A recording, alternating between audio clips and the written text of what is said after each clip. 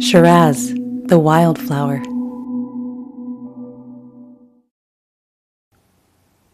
The first time Shiraz entered the Western realm, she landed in a field of wildflowers and lush green grass on the outskirts of World's End. Where she expected darkness, pain, and decay, she was instead encircled by Mother Nature's wild embrace.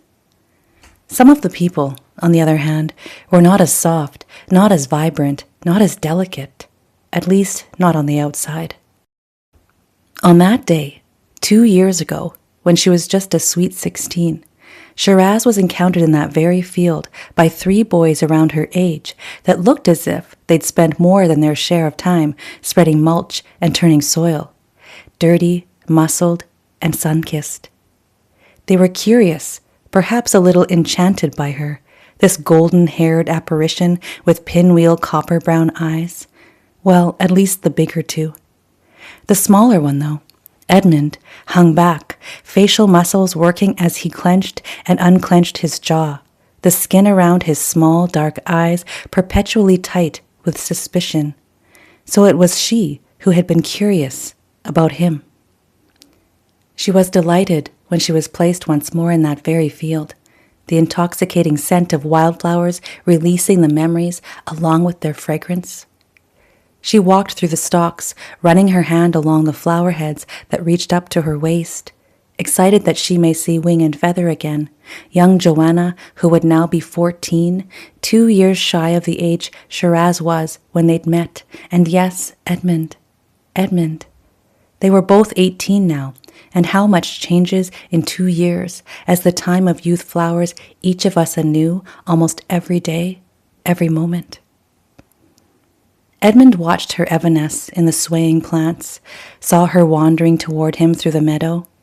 She didn't notice him there for some minutes, and then looked up to spy his dark, familiar figure under the canopy of trees at the edge of the field.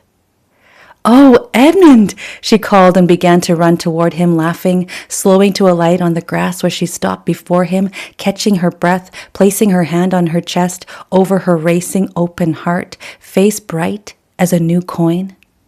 "Edmund," she breathed, "I was so hoping I would land in your backyard once more.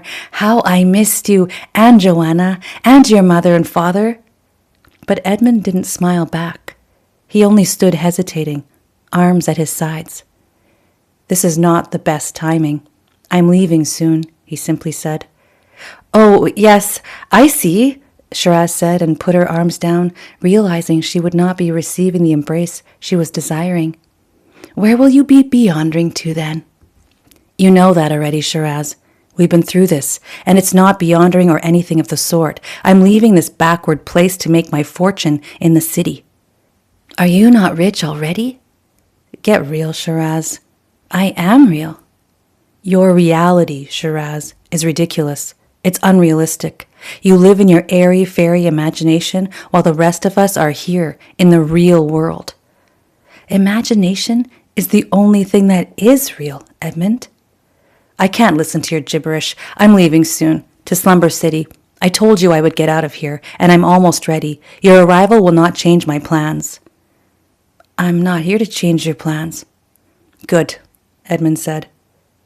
They were silent for a moment, simply looking at each other. Shiraz imploring, Edmund shielding. "I can walk you back to the house. The workday is over. Joanna and our parents are at home making supper. I was fetching water when I felt your tug." "Thank you for coming," Shiraz said sincerely. "Mm-hmm," he answered, and turned his back to lead the way to the house.